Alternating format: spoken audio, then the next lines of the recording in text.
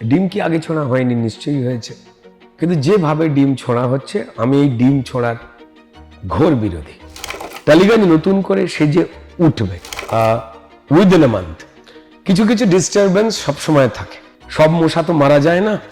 তদানীন্তন পশ্চিমবঙ্গের শাসক দল তারা উইদাউট ডেথ সার্টিফিকেট বডিটাকে জ্বালিয়ে দিয়েছিল অত্যাচার করে। বারুইপুরে এনকাউন্টার ঘটনার পরিপ্রেক্ষিতে হয়েছে।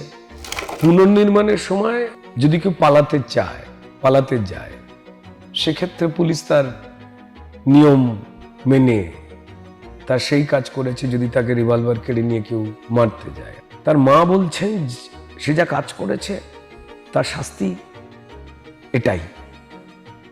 আমি তার মৃতদেহ দেখতেও চাই না। একজন মা যখন তার সন্তানের সম্পর্কে এই কথাটা বলেন, তার থেকে বেশি ভালো আর কেউ সন্তানকে চেনেন না বা বোঝেন না।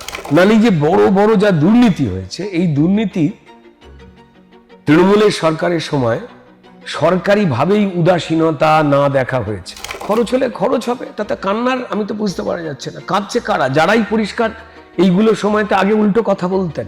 আমার পাপ ধোবার জন্য, অন্যায়গুলো ধোবার জন্য হাসি মুখে কিছু শিল্পী আমার পাশে দরকার, যাদেরকে আমি ব্যবহার করব সাবান হিসাবে।